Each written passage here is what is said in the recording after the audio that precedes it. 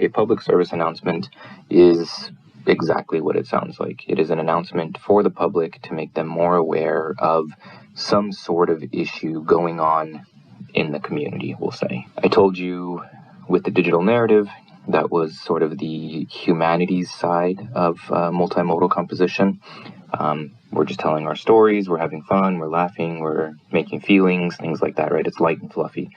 A public service announcement is back to the more rigorous academic side of multimodal composition. So in that sense, we will be creating a public service announcement that is both informal and argumentative. All right, these are the things you got to think about here. A public service announcement is going to take the form of a video, 2 to 5 minutes in length, just like our digital narrative. The three things you want to focus on in this public service announcement is problem, solution, and advocacy. These are the 3 big things you're going to talk about. A little bit later, we'll talk about what some topics could be. Luckily enough, P, problem, S, solution, A, advocacy. Easy way to remember, PSA, right? Public service announcement, problem, solution, advocacy. So you basically need to find any problem that is currently occurring, right? We don't want to pick a problem that has already been fixed, right? Or has already been solved. Purpose of creating this assignment is obviously to continue practicing your video production skills, as well as getting back into the idea of argumentative writing, right? So now we're kind of going back to, let's say, Essay 1 or Essay 2 of SHSS 150, if you guys remember that. So if you need to build an argument, you need to have some sort of thesis, right? The thesis doesn't need to be, put on the screen for your public service announcement, but you need to have some sort of thesis of sort of focusing on the problem and having a solution to that, right? So think about argumentative writing again. But it also needs to be informal writing, because if you're saying that there's a problem, you need to prove that this problem actually exists, and you need to prove that this is a problem that we, as your audience, should care about it. There's something that we should be involved in. It's something worth caring about. It's something worth putting time and effort into, right? So in that sense, you're going to have to inform your audience about what is going on with the problem. So it's going to begin with informative writing and then move into more of argumentative writing with a little bit informal, a little bit of argument, a little bit of information, a little bit of argument, right? Back and forth. So you're going to learn how to just basically turn an argumentative essay into a video is what the perfect public service announcement is doing. Think of your audience as just a general audience with little to no familiarity of your topic. This means you got to write in a more general sense, right? So you can't make it super specialized. You have to be able to inform your audience completely. If they don't understand what your problem is because it's too specific and too specialized, then you kind of lost them and your PSA fails, right? Public service announcements are made for the general public. So think about your audience as the general public. So like I said, it's a 2 to 5 minute video focusing on a social issue of your choice, right? Anything you want to sort of focus on. Try to avoid, I call them taboo topics that have been done over and over and over again, like we need to lower the drinking age, and we need to legalize marijuana, and we need to stop abortions, and we need to, these sort of topics that are really boring and overplayed.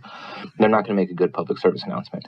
If you want to focus on some sort of topic with drugs, that's fine, but don't just focus on legalization of marijuana. Look deeper than that. Include as many different modes as you need in order to create the PSA. You're still going to want to focus on design as you're putting this together, probably more than with the digital narrative, because with the digital narrative, I required you to go out and film and create original footage to show your story. With the PSA, you can go and create original footage if you want, but there's been very, very, very many successful PSAs that have zero original footage, right? It's they're finding things on YouTube, and they're cutting it, and they're pasting it, and they're putting it in the right order. It's all about sort of editing and production, post-production, right? You're still going to have a script, because you're probably going to have your voice talking and explaining these things, or at least text on the bottom of the screen or text in the middle of the screen popping out and explaining what these problems are. You can sort of find news broadcasts on YouTube about your issue and take what other people are saying and put them on the screen to sort of explain your problem and to show that there is a problem, right? So it's all about video production in this sense. Obviously, if you want, you can still record yourself talking. You can still record things that are going on in your house or in your hometowns if you can go outside still.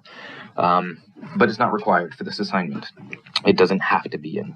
We don't need original footage.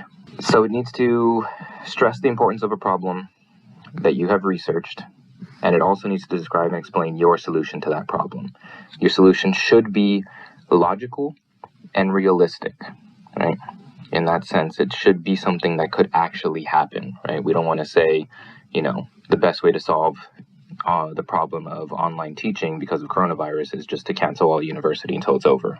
Right? That's not a logical solution. So dig deeper and think of a logical solution. But like I said here, it has to be researched, which if you move to the next line, you'll be required to use a minimum of 3 academic sources for this assignment. You need to have research present in both your problem, in explaining why this is a problem. You might want to present some stats, some facts, some data, explaining why this is a problem. You need to prove that it is a problem with some sort of academic source. And it needs to be in your solution as well.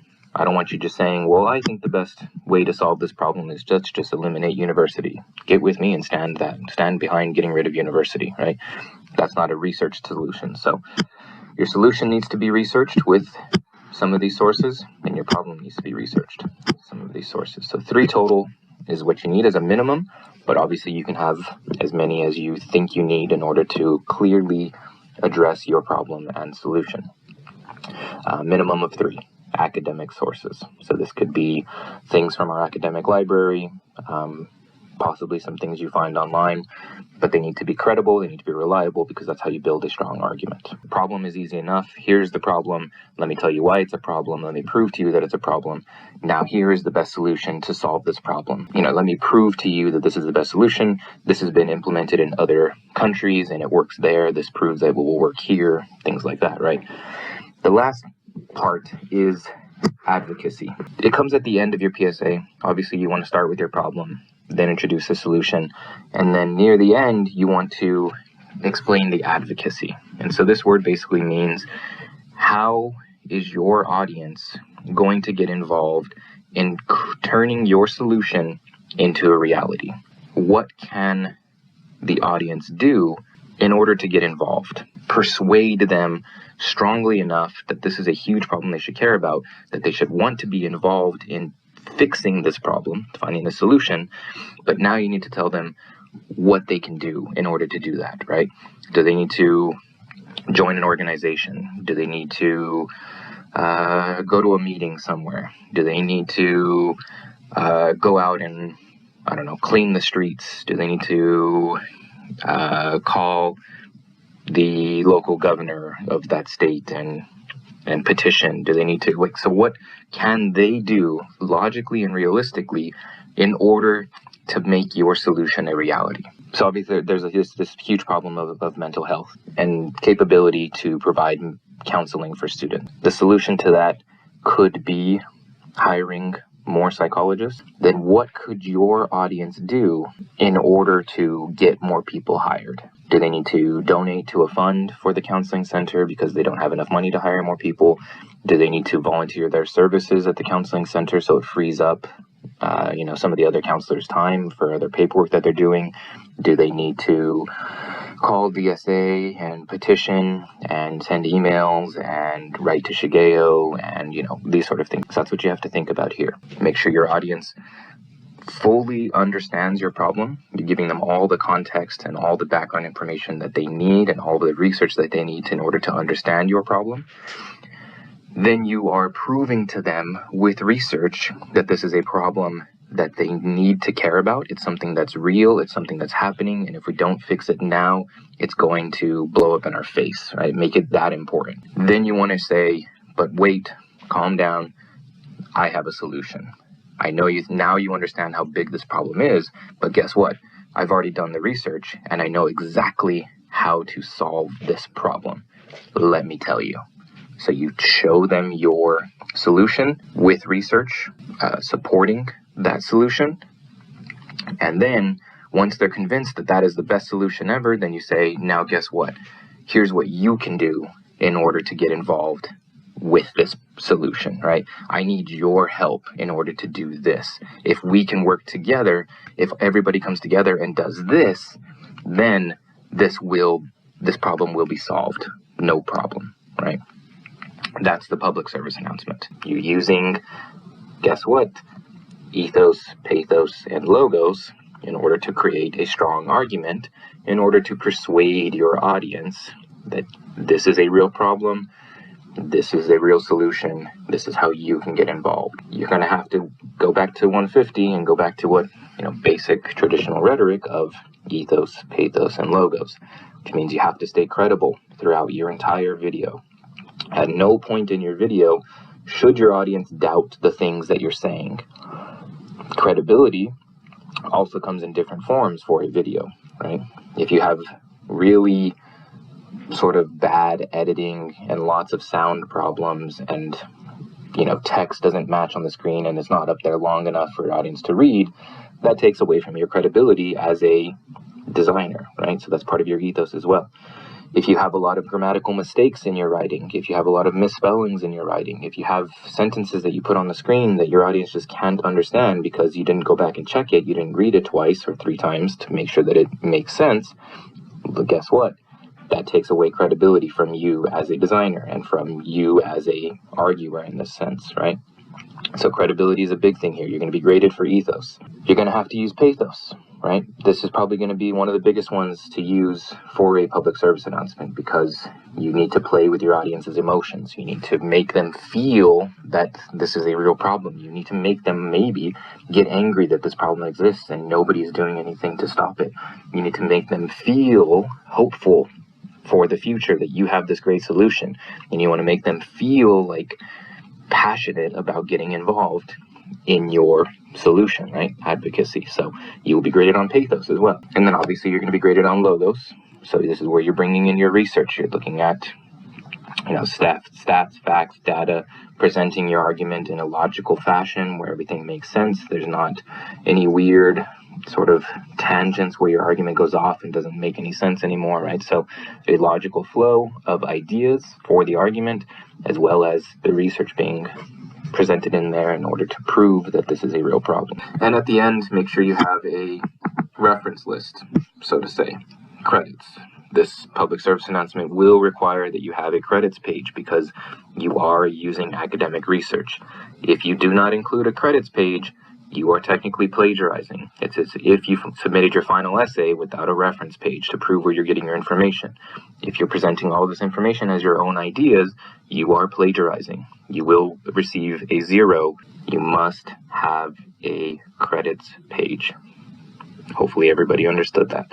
But the credits page will not be counted as part of your time limit. So if you're at 5 minutes before the credits start and your credits go to 5 minutes and 20 seconds, not a big deal.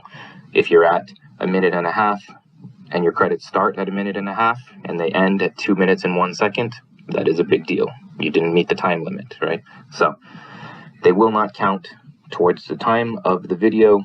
The last thing I want to show you is the rubric. Biggest one is content, worth 30 points. Content is problem, solution,